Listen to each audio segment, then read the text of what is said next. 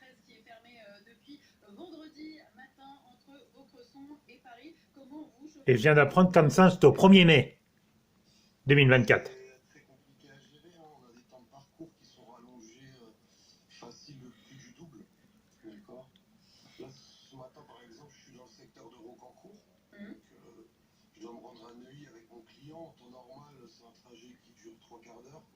Et ce matin, il y en a pour 1 heure et quart déjà. Et en plus de ça, faut prendre le duplex A86 ou la 14. qui sont payantes? Qui sont payantes et ça nous rajoute des coûts supplémentaires. Ça fait combien à peu près en coûts supplémentaires, Alex? Bah, le duplex aux heures de pointe, il y en a pour 12 euros environ. Et la 14, c'est 10 euros. Donc, on se retrouve à prendre ces péages plusieurs fois par jour, du coup. Et ça fait un coût supplémentaire pour nous et pour nos clients. Derrière, on va répercuter sur nos clients. Et c'est très difficile actuellement pour tous les franciliens. Il faut savoir que la 13, c'est un axe dans l'ouest parisien, bah, c'est la porte d'accès à Paris. D'accord. Donc on est tous impactés. Et c'est vraiment compliqué. En plus, aujourd'hui, on n'a pas de perspective. On nous avait dit réouverture prévue pour demain. Et maintenant, c'est au 1er mai, au mieux. Au mieux, Au oui, mieux, en ouais. effet, parce qu'il faut qu'il y ait des travaux qui soient entrepris pour réparer la chaussée. Donc on ne sait pas exactement le temps que ça pourra prendre, la façon dont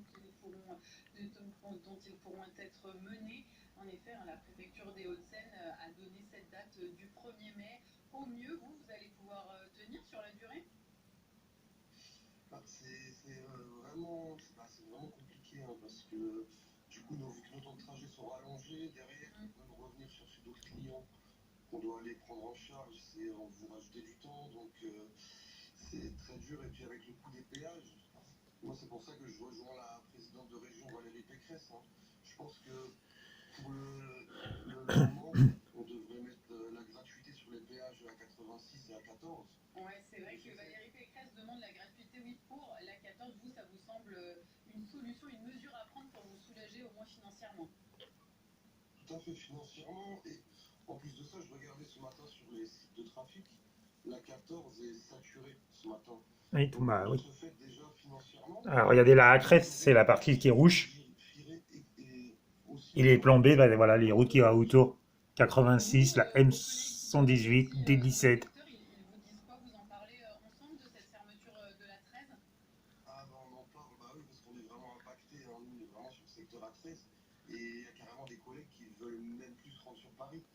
Donc pour les déplacements de nos clients et même des usagers de l'autoroute A13, à quelques jours des week-ends du mois de mai, on est vraiment inquiet sur la suite de la situation.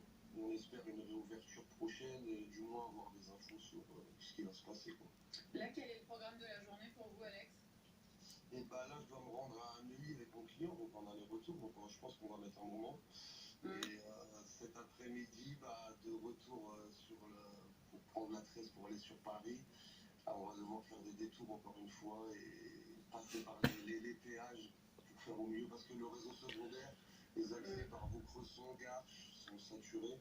Ben ouais, on l'a vu, là, on a une de nos reporters qui est à Vaucresson, Clémence Renard, et on l'a vu sur ces images, en effet, là, dès 6h30 du matin, dès 7h, ça commençait déjà à être bouché. Donc les axes En fait, il secondaires faut prendre la voiture à 11h, là, non? Parce qu'à 10h52, c'est comme Oui, ça. parce que même en passant par la nationale 12, la 86 et la 118, itinéraire recommandé, il y a déjà un flux qui est important en temps normal. Donc si on rajoute le flux de la 13, c'est vraiment saturé, c'est vraiment très compliqué pour nous et les jours à venir vont être encore plus compliqués.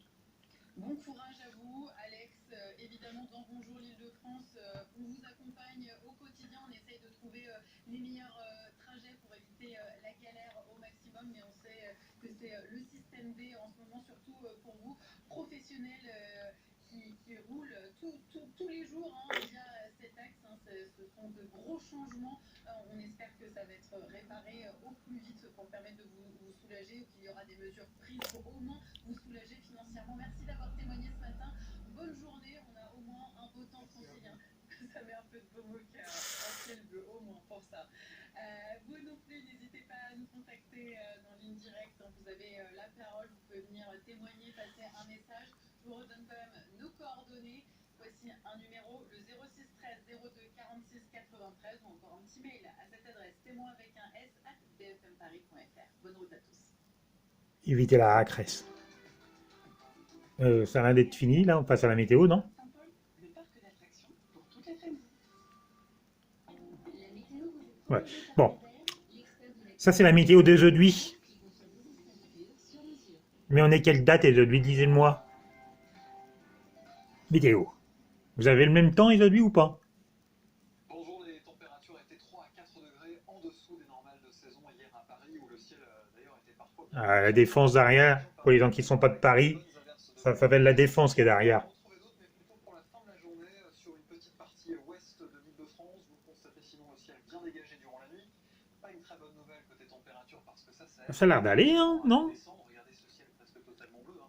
Ce matin sur l'ensemble du bassin parisien, de temps en temps quelques cumulus de beau temps, mais clairement le ciel bleu domine. Pour cet après-midi, c'est l'inverse. Les nuages seront de plus en plus nombreux. Ils vont se former, bourgeonner au-dessus de 78, 95, un peu moins bien. Ah, une partie. Oula, oui, il fait froid. Monte la jolie Sarzy, 0 degré.